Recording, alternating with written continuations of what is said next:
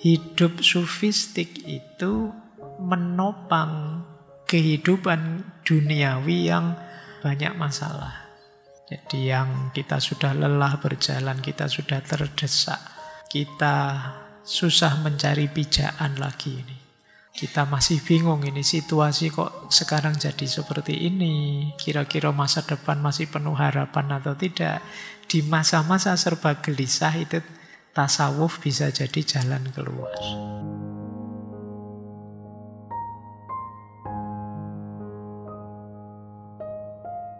Assalamualaikum warahmatullahi wabarakatuh.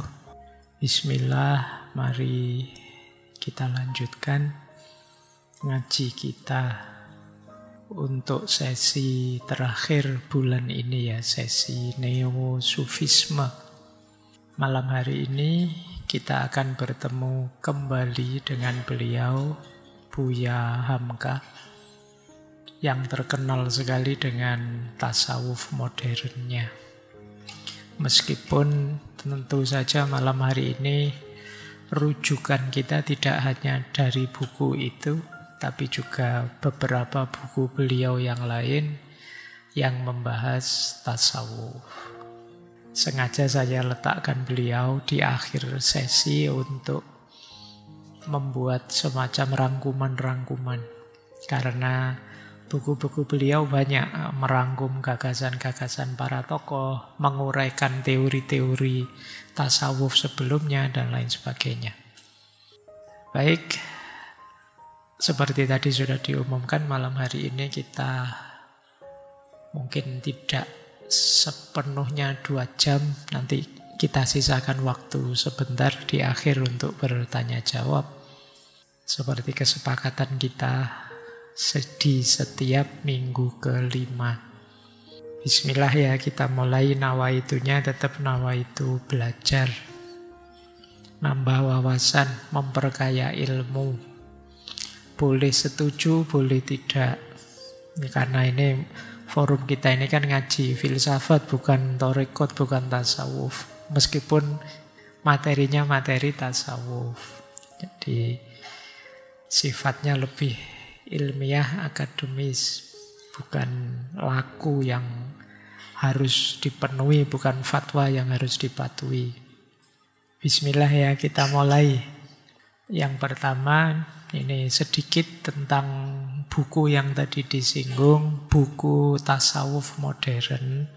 Buku ini sebenarnya satu tulisan rutin awalnya yang ditulis oleh Buya Hamka di majalah Pedoman Masyarakat.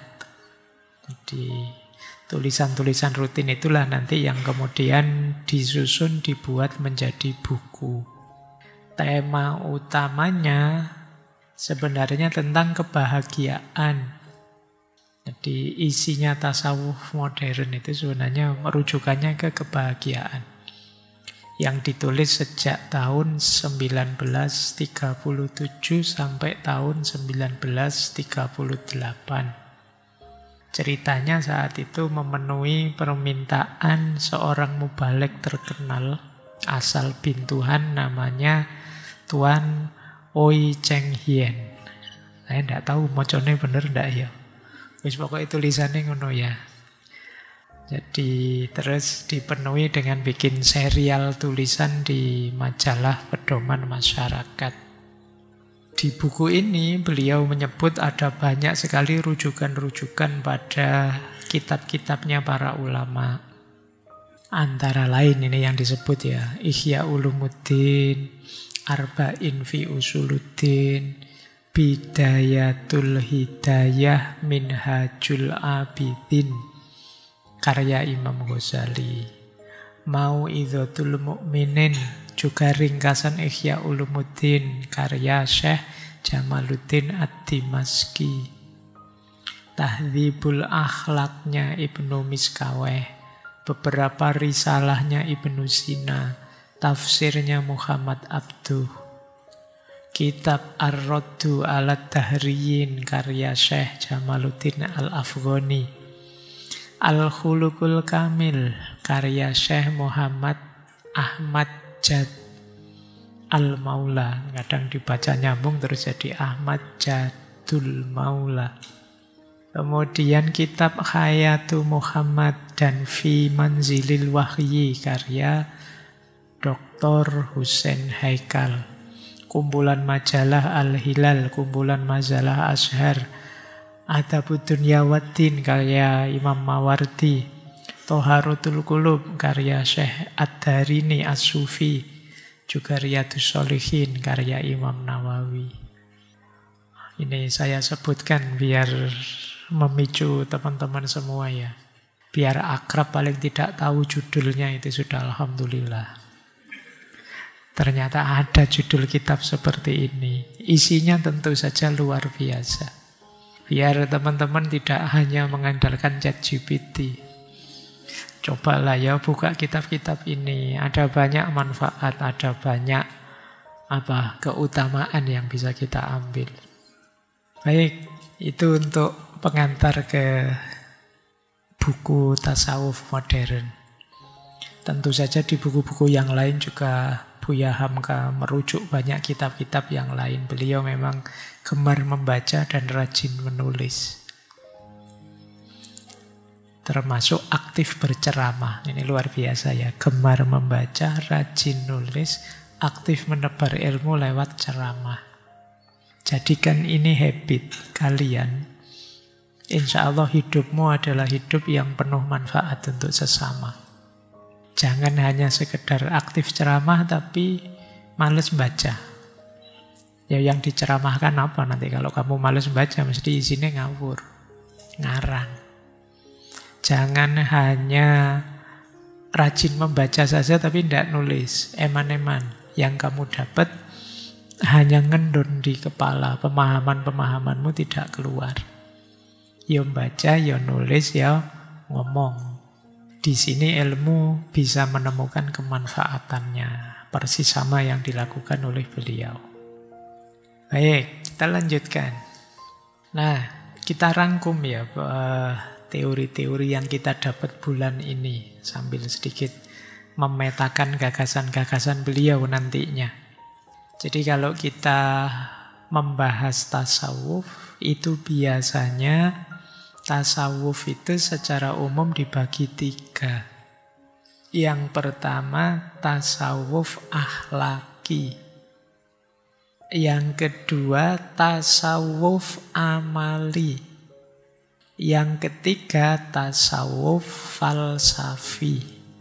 Ini biar kita belajar. Ini belajar beneran. Ini materi anak-anak kampus. Kalau tasawuf akhlaki fokusnya pada membentuk akhlak yang mulia dan membersihkan jiwa. Ini kan banyak tasawuf-tasawuf yang fokusnya pada akhlak saja, membersihkan hati, tazkiyatun nafas. Tujuannya akhlak mulia. Bagaimana batin kita ini coraknya mulia, dengan akhlak yang mulia. Biasanya metodenya tasawuf akhlaki ini dengan nasihat-nasihat, meminta kita untuk muhasabah, meminta kita menghindari hal-hal tercela, melakukan hal-hal yang utama. Ini tasawuf akhlaki. Karakternya etis, moralistik. Sumbernya tentu saja Al-Quran, hadis, juga akhlak.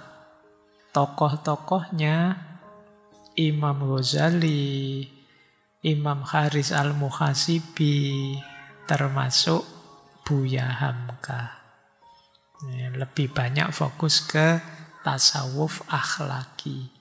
Bagaimana tasawuf sebagai jalan untuk membentuk moralitas yang baik, yang terpuji dan membersihkan jiwa.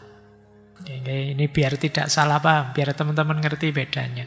Kemudian nanti ada tasawuf amali. Tasawuf amali itu fokusnya pada praktek spiritual, suluk, zikir, dan amalan-amalan yang lain. Fokusnya amalan, wirid, dan lain sebagainya. Tujuannya kedekatan dengan Allah. Rasa menikmati kedekatan dengan Allah. Dzauq. Nah, ini tujuannya ke sana. Biasanya kalau tadi yang akhlaki kan dengan nasihat, dengan muhasabah. Kalau yang amali ini biasanya dengan melakukan amal ini, amal itu. Di bawah petunjuk seorang mursyid. Kalau yang akhlaki tadi sifatnya etik, moralistik. Kalau yang amali sifatnya ritualistik, praktis. Teman-teman bacalah zikir ini, wirid ini, hizib ini, amalan itu. Itu jenis tasawuf amali namanya. Biasanya adanya di torekot-torekot. Sifatnya praktis, ritual. Jadi jangan heran kalau teman-teman nanti masuk torekot terus diijazai ini, diijazai itu. Ijazah amalan ya, bukan ijazah yang diragukan apa asli atau bukan itu. Bukan, jadi ijazahnya biasanya amalan. Kamu saya izinkan mengamalkan ini. Kamu harus melakukan ini, melakukan itu. Nanti kalau dalam tasawuf ada sesuai torekotnya masing-masing. Isinya praktek-praktek, ritual-ritual. Tokohnya banyak, ada Imam Junaid, Syekh Abdul Qadir Jailani, Torekot Qadiriyah, Syekh Bahauddin Naqsabandi, Torekot Naqsabandiyah, Syekh Abu Hasan Az-Zazili, Zaziliyah, dan lain sebagainya. Ini termasuk tasawuf amali. Nanti ada tasawuf falsafi. Tasawuf falsafi beda lagi. Kalau tasawuf falsafi ini biasanya fokusnya pada filsafat spiritual, pemikiran-pemikiran yang jenisnya metafisik, yang tujuannya menyingkap hakikat realitas tertinggi. Ini beda dengan dua sebelumnya. Kalau tasawuf falsafi ini metodenya banyak tafakkur. Kita diminta merenung, berpikir secara intuitif, kadang-kadang simbolik karena memang berhubungan dengan penghayatan spiritual. Jadi kalau ini sifatnya reflektif, intelektual, kontemplatif. Jadi ketika filsafat masuk dalam pengalaman keagamaan kita. Jadi kita merenungi pengalaman keagamaan, merenungi kedekatan kita dengan Allah, memahami hakikatnya. Ini tasawuf falsafi. Kalau teman-teman kenal konsep seperti minggu-minggu kemarin ini, ada wahdatul wujud, sampai ada hulul, ada ittihad, ada konsep-konsep ini biasanya muncul dari tasawuf falsafi. Nah, sifatnya bahasanya simbolik. Jadi karena simbolik kadang-kadang banyak orang salah paham atau sulit dipahami. Filosofis mistik. Tokoh utamanya yang kita kenal Ibnu Arabi, Suhrawardi. Di Indonesia ada Hamzah Fansuri, di Jawa mungkin ada Syekh Siti Jenar dan lain sebagainya. Ini jenis-jenis tasawuf falsafi. Untuk kategori ketiga ini memang perlu kapasitas intelektual tertentu. Kadang yang tidak sembarangan orang bisa memahaminya. Karena bahasa-bahasanya dalam, simbolik sifatnya. Pakai simbol-simbol. Sering mengundang salah paham bagi yang tidak mendalaminya. Kita kenal Ibnu Arabi misalnya, Suhrawardi, termasuk Jalaluddin Rumi, itu banyak punya konsep-konsep sufistiknya sendiri. Jadi ini ada 3 mode tasawuf itu. Nanti kita lihat ya 3 mode ini dalam sejarahnya tasawuf ada di mana. Ada akhlaki, ada amali, ada falsafi. Sekarang kita ngerti beda-bedanya biar tidak kecampur-campur. Ada orang yang anti tasawuf sama sekali semuanya. Padahal mungkin di antara jenis-jenis tasawuf mungkin ada yang mau tidak mau ketika kita menetapi syariat harus menjalankannya. Misalnya yang akhlaki. Jadi mungkin banyak yang tidak setuju di bagian yang falsafi. Karena memang perlu level tertentu, perlu tingkat pemahaman tertentu. Pak, apa bisa Pak semuanya? Yo akhlaki, yo amali, yo falsafi. Ya bisa saja, kenapa tidak? Kalau kalian mampu, punya kapasitas. Kalau kemarin kita bahas mursyid-mursyidan, ini mursyidnya, ini muridnya, itu biasanya ada di amali yang kedua. Tapi kalau fokus pada kebersihan jiwa, jangan sombong, jangan merasa besar, jangan merasa hebat, itu biasanya ada di akhlaki. Tapi kalau membahas kesatuan hamba dengan Tuhannya, wujud yang wajibul wujud dengan wujud sementara, bahwa di balik makhluk ada hadirnya Tuhan, seperti konsep-konsep kemarin, itu jenis tasawuf yang falsafi.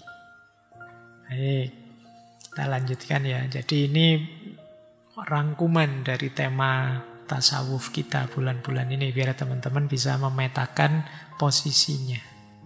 Kita mulai ke Buya Hamka.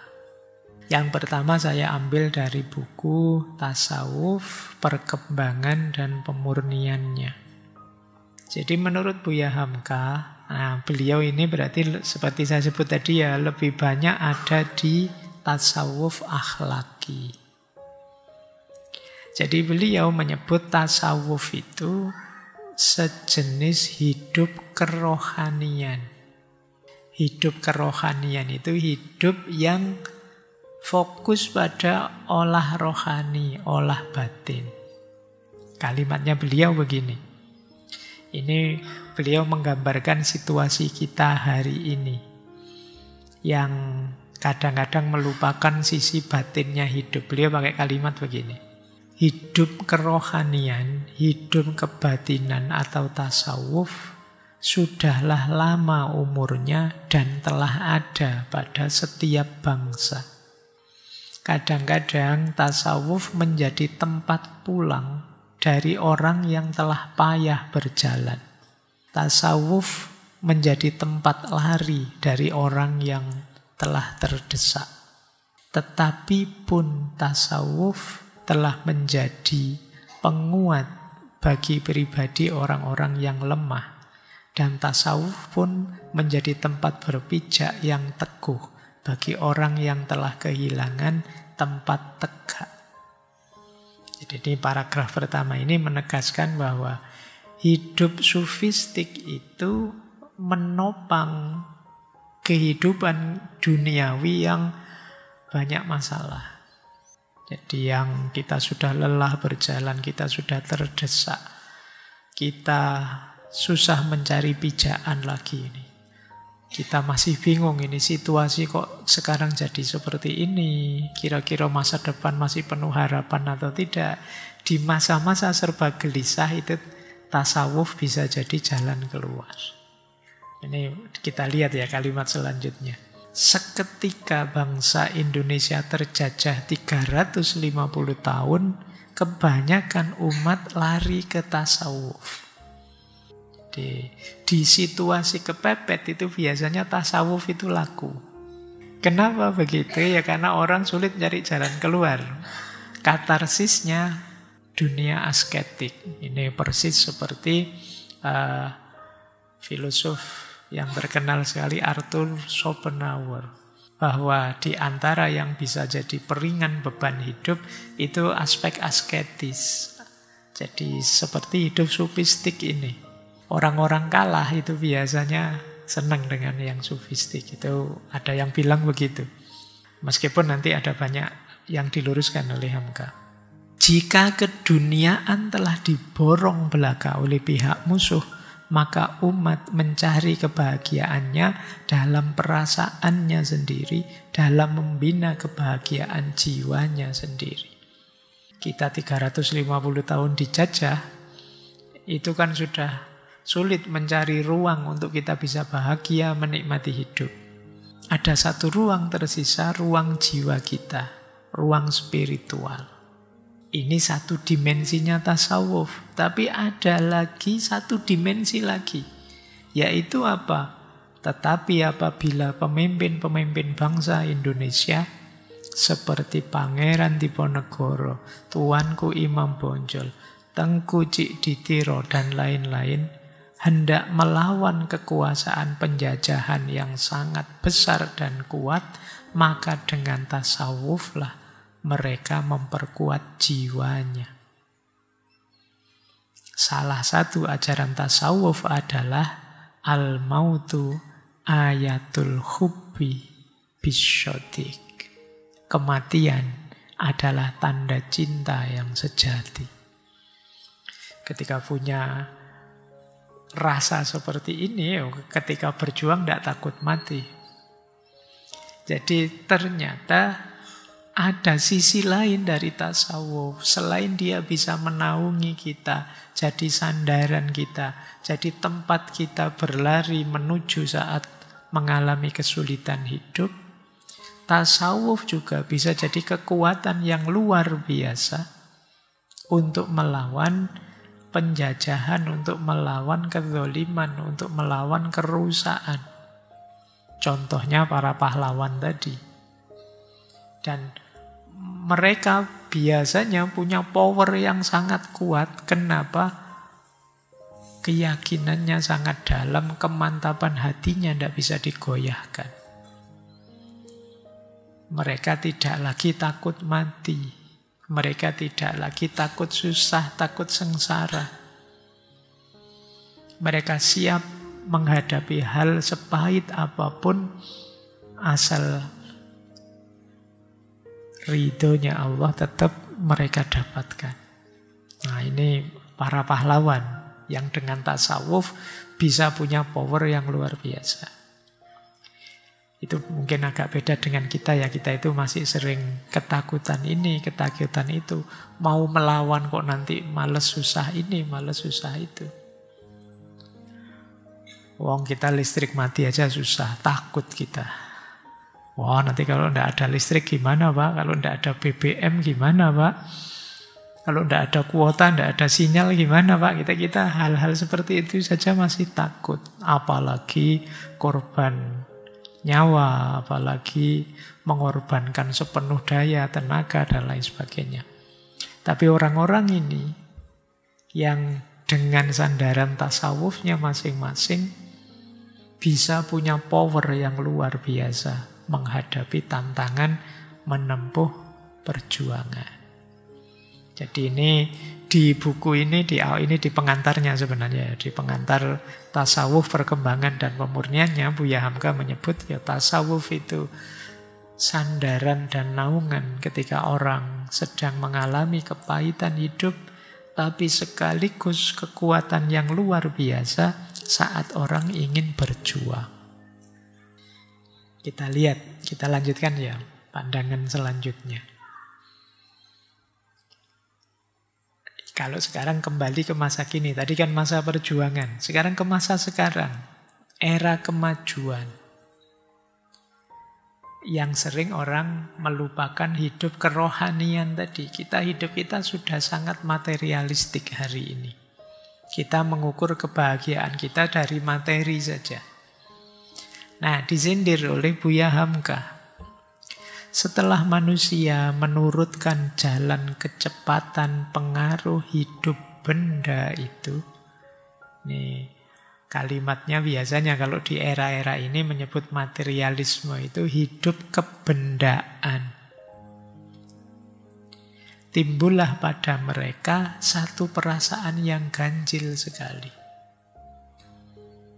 Jadi semua kebutuhan materi terpenuhi, tapi rasanya kok ada yang kurang ya. Laksana seorang yang keluar dari dalam rumahnya pagi-pagi, setelah beberapa langkah keluar pekarangan, terasa olehnya ada satu barang yang ketinggalan. Dikeruknya sakunya, dipegang-pegangnya, rasanya kok cukup, tidak ada yang lupa. Tetapi setelah sampai di tempat pekerjaannya, perasaan rasa kelupaan itu masih tetap ada. Kemudian setelah anak buahnya menyodorkan surat yang akan ditekennya, baru dia tahu memang ada rupanya yang ketinggalan itu, yaitu pulpennya. Ya ini beliau menggambarkan kayak kita kan sering begitu ya, mau berangkat ke kampus, ada yang ketinggalan, enggak ada kok. Nah, begitu nyampe kampus, alah ternyata ada. Rasanya sudah enggak enak, ganjel. Ini mesti ada yang enggak beres, ada yang ketinggalan, rasanya kok enggak sreg. Tapi kita mikir-mikir enggak ketemu, ya sudah kita jalan saja. Begitu nyampe tujuan baru sadar, memang ketinggalan. Kita sering begitu. Nah, manusia modern dalam gambarannya Hamka itu sering seperti ini. Saking pinginnya maju sampai lupa dimensi kerohanian hidupnya ditinggalkan. Dianggapnya hidup itu, maju itu ya materi saja. Yang penting rasional, yang penting faktual. Sebenarnya sudah terasa sejak awal ini ada yang tidak beres. Masuk hidup hanya begini saja, tapi dicueki saja. Sampai kemudian maju beneran, kemudian peradaban luar biasa, tapi kok melihat manusia masih banyak yang rusak. Masih banyak yang kacau. Terus dia sadar, ya mungkin selama ini kita meninggalkan satu aspek yang penting, yaitu dunia batin kita, dunia rohani kita. Tidak semuanya bisa dijawab oleh ilmu pengetahuan. Tidak semua bisa diselesaikan oleh materi. Kalau sekedar materi jadi puncaknya, harusnya orang-orang kaya itu bahagia semua. Tapi ternyata banyak itu orang yang uangnya banyak, tapi hidupnya gelisah. Mungkin tidak ada masalah apa-apa, ya tidak korupsi juga, ya tidak curang juga, tapi ada rasanya yang kurang, yang ketinggalan. Nah itu yang oleh bahasanya Buya Hamka, hidup kerohanian. Jangan-jangan kita selama ini mengabaikan dimensi spiritual hidup kita. Ya, saya tidak tahu teman-teman ada di titik mana. Kalau teman-teman mungkin kebalikannya. Spiritualitasnya jalan Pak, saya tiap hari ngaji wiridan. Malah kebendaannya yang belum Pak. Kalau urusan duit saya tolah-toleh itu Pak saya. Nah, jadi saya tidak perlu nyari-nyari yang kurang apa ya. Kurang materi. Baik. Nah, kita ada di situasi sebaliknya. Tapi diingat-ingat ya. Semua kan orang ingin maju. Semua orang ingin kaya. Bukan tidak boleh ya. Wajar saja dan manusiawi saja kalian menuju ke sana. Tapi jangan lupa kita itu makhluk multidimensi. Jadi hidup kita itu tidak hanya jasmania saja, tapi ada rohani. Ada sisi batin, sisi spiritual. Ya semuanya harus dipenuhi. Tidak boleh ada yang ditinggalkan. Maka kata beliau selanjutnya, demikianlah dunia sekarang ini. Di mana-mana timbul perasaan tidak puas dengan kemajuan hidup kebendaan ini. Kapal terbang, radar, piring terbang, bom hidrogen, dan lain sebagainya. Mungkin kalau nulisnya hari ini mungkin termasuk HP, AI, dan lain sebagainya ya. Yang lebih dahsyat, radio, televisi, dan beratus macam alat pendapatan baru untuk kemewahan dan kesenangan hidup, semuanya sudah dapat dikuasai, tetapi diri terasa masih berkurang. Hidup menurutkan perintah kebendaan belaka. Sendirinya telah menimbulkan jemu. Materi saja yang dipikir itu membosankan. Jadi barang enak yang sifatnya material itu tidak akan tahan lama. Kalian ngopi misalnya ya. Saya kasih contoh. Kalian ngopi. Tegukan pertama kalian masih bisa. Nikmat. Diulang 2 kali, 3 kali, 4 kali, 5 kali. Jauh sudah rasanya. Itu kebendaan, kematerian. Hal apapun yang kalian dasarkan hanya pada kebendaan akan jatuh pada akhirnya ke kebosanan. Ya kan? Apa wis kalian senang-senangmu hari ini menikmati apa di kota, jalan-jalan di mall itu, tiap hari jalan-jalan di mall ya mesti bosen. Sekarang malah rekreasinya ke sawah. Saya kemarin pulang ke Mojokerto itu ada begitu. Jadi ya sekarang anak sekolah-sekolah unggulan itu rekreasinya ke sawah. Lihat, Simbasanya tiap hari rekreasi berarti. Lihat, nyari ikan di sungai, itu kan rekreasi ke sana.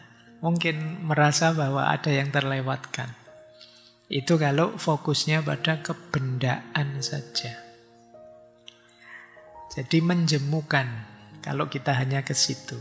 Siang hari kerja keras, mencari keuntungan dan kekayaan dengan semboyan time is money. Tempo adalah uang. Tempo waktu ya maksudnya. Ya, terjemahan bahasa Indonesianya ya tempo. Tempo kan waktu. Tetapi ternyata bahwa manusia sesamanya telah memperebutkan tempo untuk sebanyak-banyaknya uang bagi diri sendiri. Orang menganggap bahwa sayang sekali kalau ada waktu lewat kita tidak dapat uang, kan begitu. Biarpun merugikan orang lain. Siapa yang tidak sigap mengejar tempo, tersingkirlah dia ke tepi dan habislah umurnya untuk itu. Jadi karena pertimbangan kita hanya pertimbangan kebendaan. Bahkan nanti kata beliau, semata-mata hidup kebendaan ternyata hanya menimbulkan rasa kebencian dan kedengkian sesama manusia. Baik di antara orang seorang dengan seorang lain. Apalagi di antara bangsa yang lebih banyak mendapat benda dengan bangsa yang mendapat sedikit. Kalau parameternya materi, kebendaan, dan kepemilikan, maka kita akan lebih mudah bermusuhan. Kenapa begitu? Karena lebih mudah kita merasa iri, merasa dengki.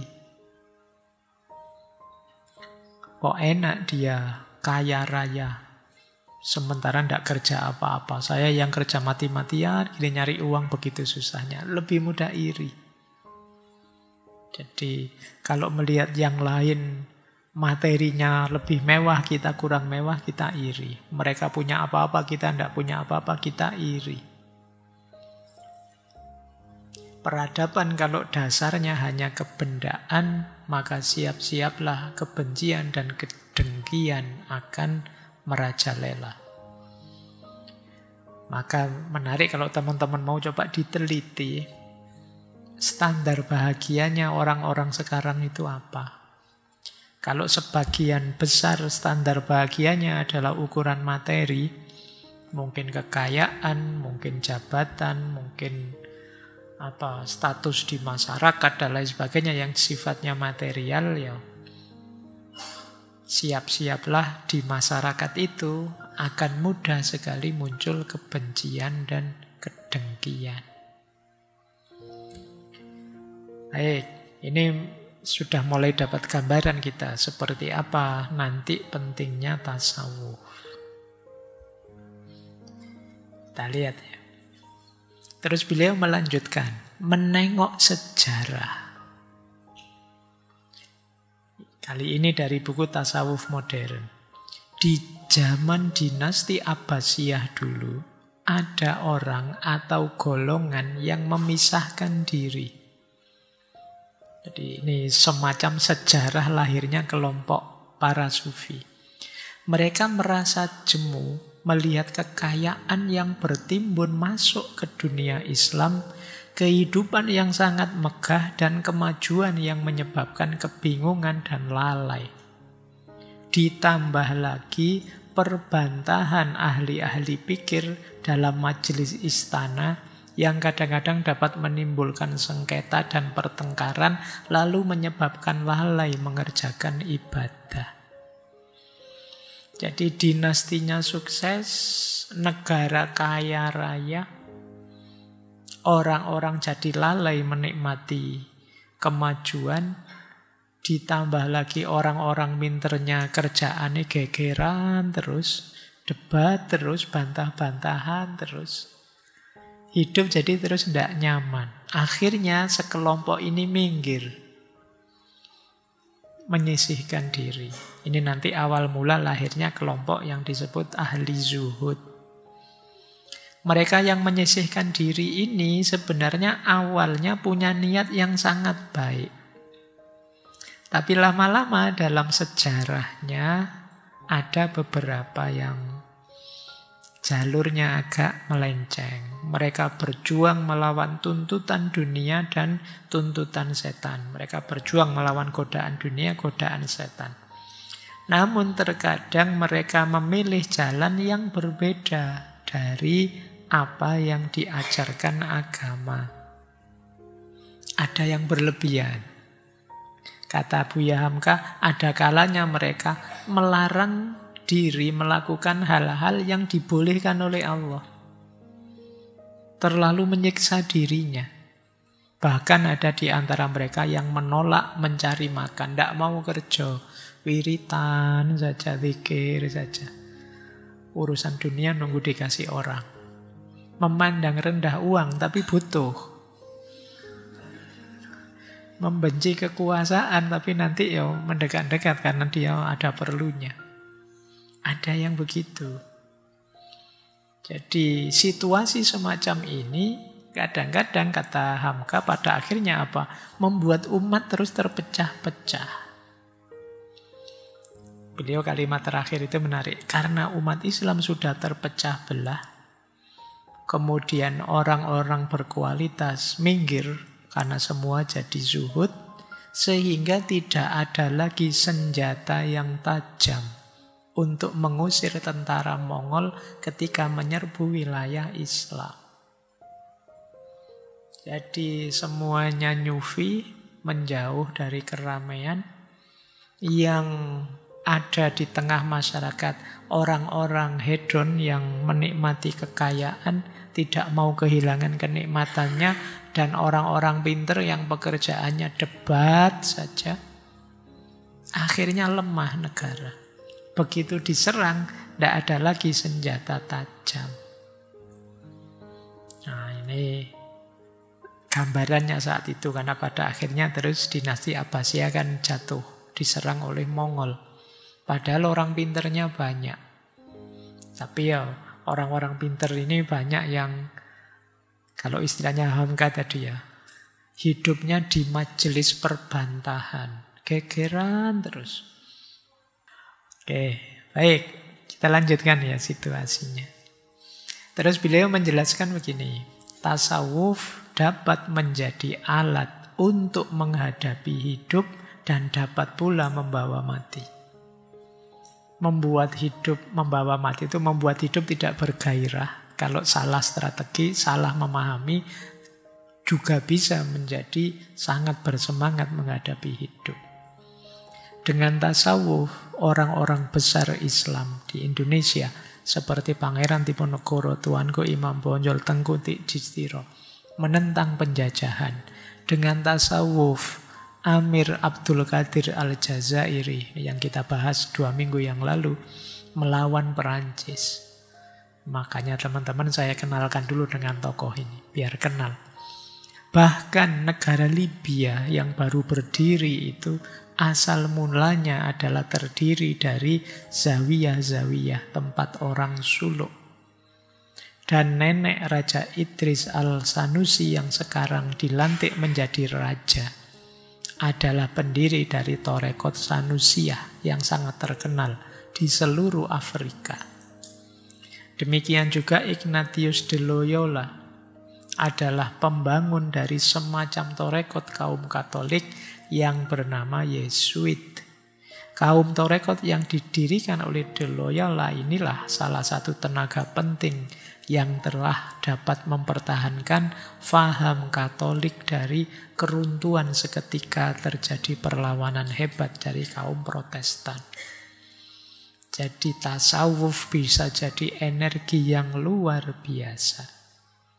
Tetapi bukan pula sedikit kaum tasawuf di timur kita ini yang telah menyekat jalan kemajuan berpikir. Karena kemajuan perasaan tidak lagi seimbang dengan ilmu pengetahuan dan kecerdasan berpikir.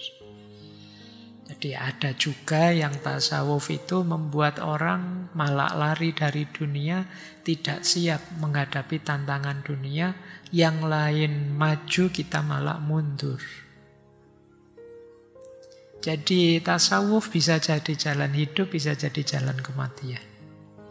Kalau kita menggunakannya secara tidak tepat. Dari situ terus di buku tasawuf modern Buya Hamka menyebut umat Islam itu secara umum kemudian ada 3 kelompok. Kenapa kemudian jadi lemah? Saya tidak tahu sekarang ada berapa kelompok. Mungkin tambah banyak ya, karena kadang-kadang kita itu setiap kali ada masalah terus pecah. Ada faksi baru. Dulu mungkin yang milih nomor 1, nomor 2, nomor 3 kita pecah 3. Sekarang nambah pecah lagi. Yang pro ijazah, anti ijazah kita pecah. Ada apa saja kita pecah. Agak sulit. Kita mungkin sulit ya belajar berbeda, tapi tidak harus pecah, tidak harus bermusuhan. Tetap bersaudara itu rasanya kok berat. Saya baca di medsos-medsos itu militannya luar biasa. Nah, kata Buya Hamka begini, umat Islam itu, ini masih di konteksnya Abbasiyah tadi ya, sehingga mereka lemah terus gampang dikalahkan. Ada yang menjadi budak harta benda, merendahkan nilai keyakinan agamanya demi kepentingan harta benda. Fokusnya hanya pada harta saja, kemakmuran dirinya. Agama tidak terlalu penting. Kalau agama bisa membuat makmur, ayo. Kalau enggak. Ini kubu pertama. Nyari aman, nyari nyaman. Yang penting dia sejahtera. Fokusnya itu saja. Ada agama atau enggak ada agama, enggak masalah. Ada kelompok kedua. Ini orang-orang pinter tadi. Yang bertengkar karena persoalan yang masih jadi perdebatan. Persoalan ikhtilaf. Ini istilahnya beliau, orang-orang yang sudah menjadi budak fikih. Tiap hari yang dihebohkan fikih saja. Padahal kalau ditanya, ikhtilaf itu niscaya ndak iya sih. Manusia itu ya bisa berbeda pendapat. Tapi ketika ada beda pendapat, ndak kuat. Akhirnya gegeran terus. Menurut saya kok haram. Kalau saya halal. Terus debat. Itu di situ. Ini istilahnya Buya Hamka, budak fikih. Bukan masalah orang mengikuti pandangan siapa, kelompok yang mana. Masalahnya ada di perdebatan yang tidak sehatnya. Jadi perdebatan yang nambah jarak di antara kita. Sehingga umat Islam jadi lemah. Kalau yang kelompok sana dapat kesulitan, kita senang. Rasakno. Makanya ikut kelompok kita dong. Kalau di sana ada yang meninggal, itu azab dari Allah. Kita mikirnya gitu terus. Jarak di antara kita tambah lama tambah jauh. Ini diprihatinkan oleh Buya Hamka. Yang ketiga, ini para sufi tadi. Orang yang hidup dalam isolasi total. Mengenakan pakaian sufi dan tidak peduli pada apapun. Karena mereka menganggap keheningan tasawuf itulah kelezatan. Jadi orang mungkin secara pribadi orang ini tinggi spiritualitasnya, tapi dia abai dengan kondisi masyarakatnya. Padahal mungkin orang ini powerful, daya motivasinya, daya dorong, daya transformasi sosialnya luar biasa, tapi dia malah milih menjauh. Akhirnya umat jadi lemah karena isinya hanya 3 kelompok. Orang yang hanya mikir harta, nyari kesenangan kemakmurannya sendiri. Orang yang konflik terus. Jadi sibuk mencari bahwa aku yang paling benar dan yang lain salah semua. Kategori kedua. Dan yang ketiga orang-orang yang lari dari dunia. Nah, ini kondisi umat Islam saat itu ya menurut Buya Hamka. Kalau sekarang kan sudah tidak begitu lagi. Tidak begitu beda maksudnya. Ini bahan ya, bahan muhasabah kita. Semoga paling tidak teman-teman, semoga tidak part of the problem. Kita tahu ada problem ini hari ini, paling tidak teman-teman yang sadar semoga tidak jadi bagian dari masalah. Kalau bisa kita jadi problem solver yang mencari solusi dari masalah. Jangan sampai kita adalah masalah itu sendiri. Apalagi kalau kita jadi troublemaker. Kita yang bikin masalah. Ternyata masalahnya kita yang bikin, kita yang memulai. Semoga tidak begitu ya. Semoga kita jadi problem solver.